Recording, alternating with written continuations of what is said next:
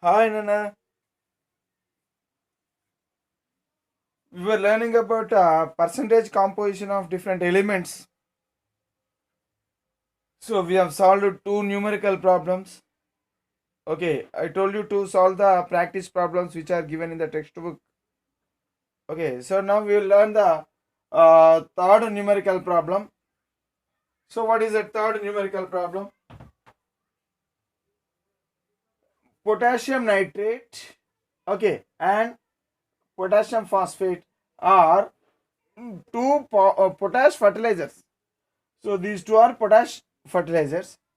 If both fertilizers cost same, okay, the cost of these two are, okay, I've written that question in shortcut. So which one is better fertilizer, KNO3 or K3PO4, when both cost same? Okay, so now how to solve such question? Here the question is, there are two potash fertilizers. Okay, so these potash fertilizers, they cost same. Now which potash fertilizer is a better fertilizer for the crops? So in order to know such problems, so first we have to know which fertilizer is having more amount of potassium. The percentage of potassium is more in which compound out of these two fertilizers. So in order to know the percentage of this one and that one, so we have to use percentage composition formula. So in order to calculate percentage composition formula problems, we have to follow three steps. So what is the first step? See, first one is KNO3, okay, and K3PO4, okay, KNO3. So KNO3, first step is we have to find the gram molecular weight. We have to find the gram molecular weight. So gram molecular weight of KNO3. So how much it is? So one potassium is there. So hence it is 39. One nitrogen 14, and three oxygens means 48. Okay. So altogether, what will be the weight? So it is the weight will come to around 101 grams. It's called 101 gram. The gram molecular weight of KNO3 is 101 gram. And this one is, so gram molecular weight. So here, even here also we have to follow the first step, calculation of gram molecular weight. So gram molecular weight of potassium phosphate K3PO4. So how many potassiums are there? 3. So 3 into 39. Each potassium weight, atomic weight is 39. Plus phosphorus means 31. Plus 4 oxygens means 64. So altogether the weight will come to 212 grams. So the first step is we have to find the gram molecular weight of the compounds, and second step is, so in this compound how much amount of potassium is there? That means the weight the weight of potassium in KNO3. How much? Only one potassium is there, hence it is 39 grams. That means out of 101 grams of KNO3, 39 grams is potassium. Here in this case, the weight of potassium in K3PO4. So here there are 3 potassium atoms. Hence 3 into 39. So what is the weight here? 3 into 39 means around 117 grams. So first we have to write the second step is finished. Then third step is we have to apply the formula. What is that formula? So percentage of potassium is equal to total weight of potassium in the compound, okay, by total weight of the compound. Total weight of the compound. So what is the into 100? Into 100. So what is the total weight of the potassium in the compound? Only 39 grams. So that means 39 by total weight of the compound is 101 gram into 100. So around it will be around 38.61 percentage. That means the percentage of potassium in KNO3 is 38.61 percentage. So now here the percentage of potassium in this compound is equal to, so what is the total weight of the compound, total weight of the potassium in the compound? 117 by total weight of the compound is 212, so into 100, so it will be around 55.18 percentage. 55.18 percentage. So now the percentage of potassium is more in which compound? Either in potassium nitrate or else potassium phosphate. So in potassium nitrate the percentage of potassium is 38.61 percentage only, whereas in potassium phosphate the percentage of potassium is 55.18 percentage. So that means this potassium phosphate will give more amount of potassium, more percentage of potassium. Hence the potassium phosphate will become the better fertilizer. Okay, so that means potassium phosphate is a better fertilizer as it contains 55.18 percentage of potassium when compared to potassium nitrate, so which contains only 38.61 potassium nitrate. So like this, such problems can be solved with the help of this percentage composition. Okay, right. So there are two practice problems mentioned in the textbook, so solve those problems. Now we will go with the new topic known as molecular and empirical formula of the compound. Molecular and empirical formula.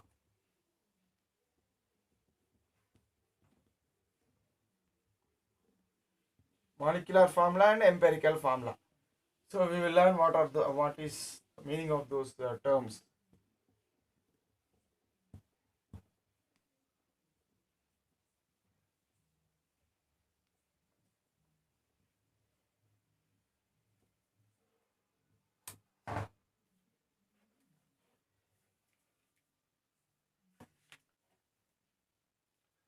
Molecular formula.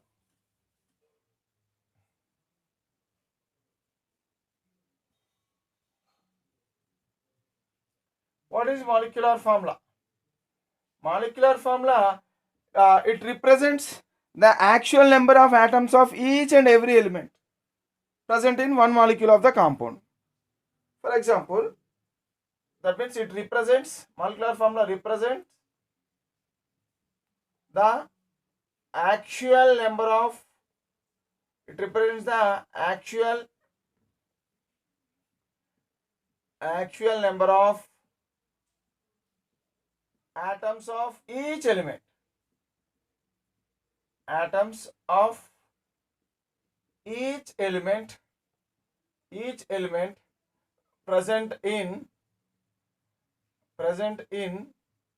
one molecule of a compound. One molecule. Okay, one molecule simply. For example, if I write the molecular formula of acetic acid, so what is the molecular formula of acetic acid? The molecular formula of acetic acid is CH3COOH. CH3COOH. So that means in one molecule of acetic acid, this is acetic acid. In one molecule of acetic acid, there are 2 carbon atoms, 4 hydrogen atoms and 2 oxygen atoms. So all the atoms we have written. If you write like this, then it is said to be molecular formula. See, actually, we can write this like this one like this also. C2H4O2. So this is the molecular formula of acetic acid. Because actually, in reality, one molecule of acetic acid contains 2 carbon atoms, 4 hydrogen atoms and 2 oxygen atoms.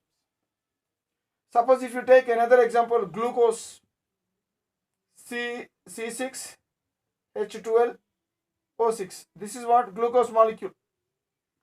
If you take one glucose molecule, there are 6 carbon atoms, 12 hydrogen atoms and 6 oxygen atoms in it. So we are writing the actual number of carbon atoms and actual number of hydrogen atoms and actual number of oxygen atoms present in one molecule. If you write the actual number of atoms of each element present in one molecule, then such formula is said to be molecular formula. Molecular formula represent what? The actual number of atoms of each element present in one molecule. There is another term known as empirical formula. Empirical formula.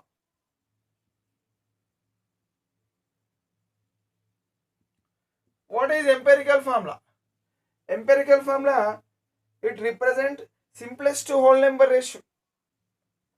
It represent simplest to whole number ratio. Simplest whole number ratio of different of atoms of each element. Atoms of each element present in one molecule. So the meaning of this one is, say example, I will take the same acetic acid. So its molecular formula is acetic acid's molecular formula is this one. But for empirical formula, so we have to take simplest to whole number ratio of atoms of each element. So if this is the molecular formula for what? Acetone, its a molecular formula is what? Ce2H4O2. Then its empirical formula will become, EF means empirical formula. So now we can write the empirical formula from molecular formula by taking the simplest whole number ratio of atoms of each element. So now what is the simplest whole number ratio? It is C1. We can upon cancelling, so we can get CH2O. So this is called as empirical formula. Empirical formula of acetone is, sorry, acetic acid, not acetone, acetic acid. Acetic acid. Okay, so the molecular formula of acetic acid is this one, and the empirical formula is, so if you write the simplest ratio of this one, you will get the empirical formula. Another example, glucose. What is the molecular formula of glucose? If you take glucose, its molecular formula will be C6H12O6. Okay, then its empirical formula becomes what? So we have to write the simplest ratio of this one. Simplest ratio of all the atoms. Simplest ratio of atoms of each element we have to write. So here, if you take simplest ratio, then you will get CH2O. Here also you will get CH2. That means these two acetic acid and glucose, they have different molecular formulas, but they have same empirical formula.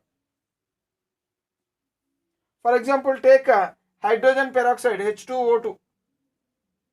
Okay, it's what? H2O2 is molecular formula of hydrogen peroxide, and its empirical formula will become HO. Because we have to take all atoms in their simplest whole number ratio. So like this, for example, if you take glucose, this is what? Hydrogen peroxide. If you take benzene. What's the formula of benzene? Benzene C6H6. So this is the molecular formula of benzene. Then what is its empirical formula?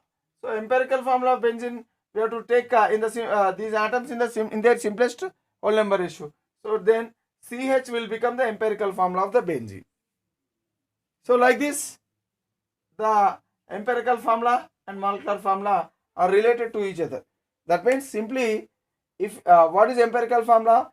Empirical formula, it represents the simplest whole number ratio of atoms of each element present in one molecule of a compound.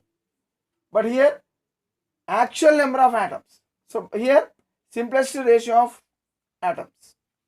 Okay, simplest ratio of number of atoms we have to take for calculate for writing the empirical formula. So this is the empirical formula of hydrogen peroxide, and this is the molecular formula of hydrogen peroxide. This is the molecular formula of acetic acid, and this is the empirical formula of acetic acid. This is the molecular formula of glucose. This is the empirical formula of glucose. Okay, so like this we can write the molecular formula and empirical formula. Right now, we can find the empirical formula. We can determine the empirical formula with the help of percentage composition. Okay, so what is the relationship between empirical formula and percentage composition? So determination of empirical formula from its percentage composition.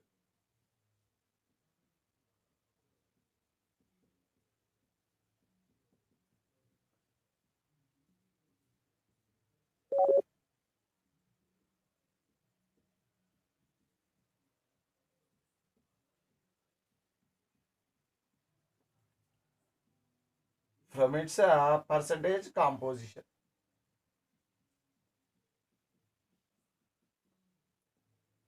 Determination of empirical formula from its percentage composition. So how to determine empirical formula?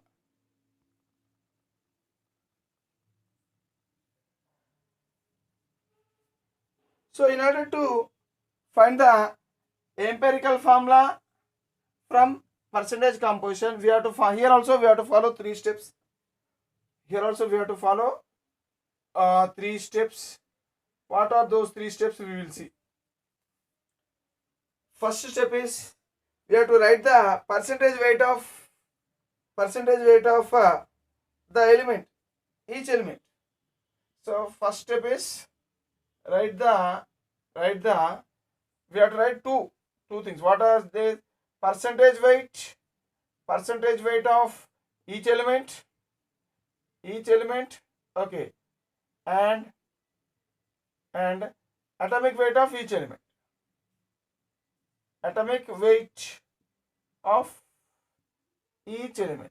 So we have to write the percentage weight of each element and atomic weight of each element. So the second step is divide what percentage weight by atomic weight. Okay, divide percentage weight by atomic weight, and you will find the ratio. So find the ratio. After dividing, we will find the ratio, and this ratio should be corrected. This ratio should be corrected to 2 decimal places. This ratio should be corrected to 2 decimal places only. 2 decimal places. Okay. So now this ratio. So finally, this ratio. Finally, you will get one ratio. So that ratio is known as. So now this ratio gives the number of moles. It gives the number of moles of each element. Number of moles of each element present in the compound.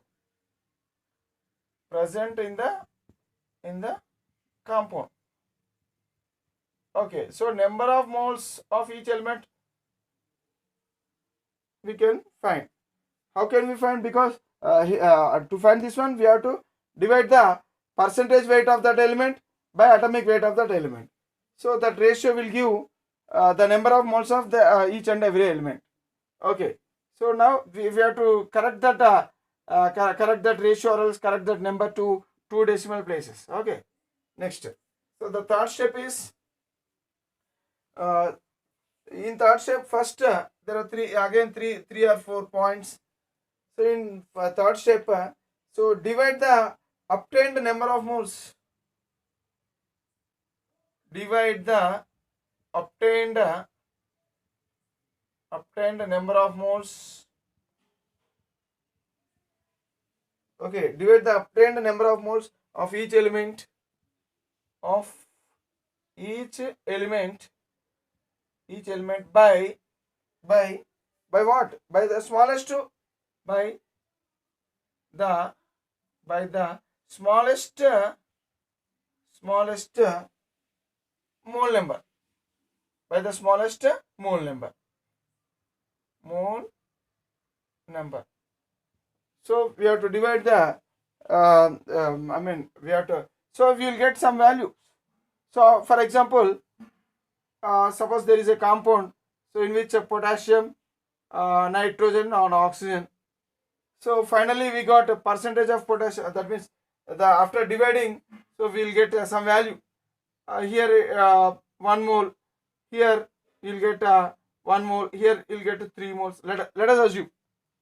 So 1 mole of potassium, upon calculation after second step, you will get the number of moles of potassium 1, number of moles of nitrogen as 1, and number of moles of oxygen as 3.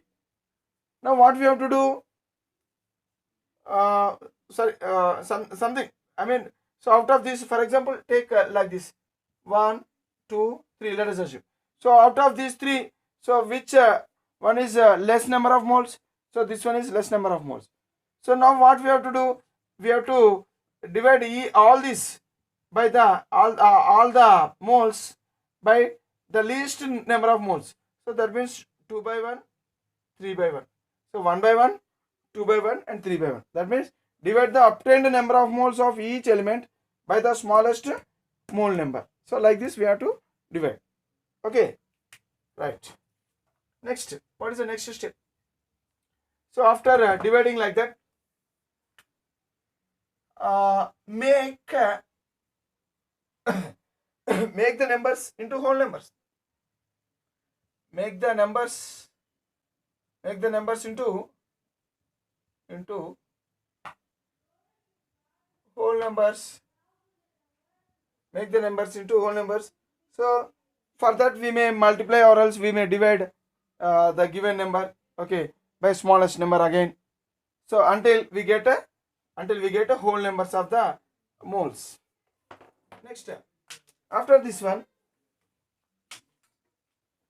so next step is write the formula with the help of with the help of such whole numbers. With the help of such whole numbers.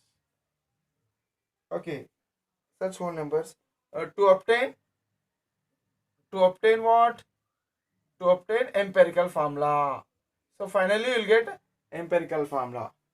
So we can take we'll take one example and we'll try to solve based on that example.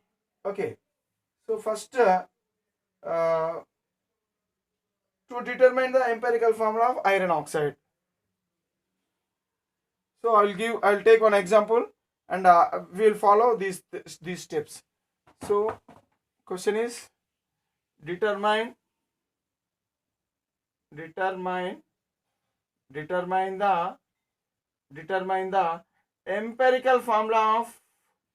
empirical formula of iron oxide.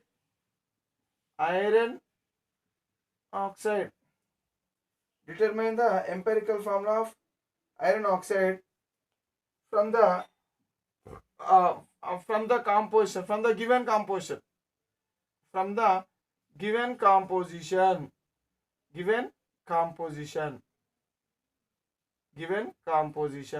Okay, so this is the question. What is the question? Determine the empirical formula of iron oxide from the given composition. Some composition is given. So in that iron oxide, the percentage of iron is given as 72.41%. 72.41%. And oxygen, the percentage of oxygen is given as 27.59%. 27.59%. Okay, right. Anyhow, atomic weight of iron is 56. So its percentage. So its atomic weight, iron atomic weight is how much? 56. Atomic weight of iron is 56, and oxygen is how much? It is 16. So this is the question. Okay. So this is the question. Once again, I am reading the question. So determine the empirical formula of iron oxide from the given composition. So here the given composition of iron is, so that means in iron oxide, the percentage of iron is 72.41 percentage, and the percentage of oxygen is 27.59 percentage. So, and atomic weight of iron is given, and atomic weight of oxygen is also given.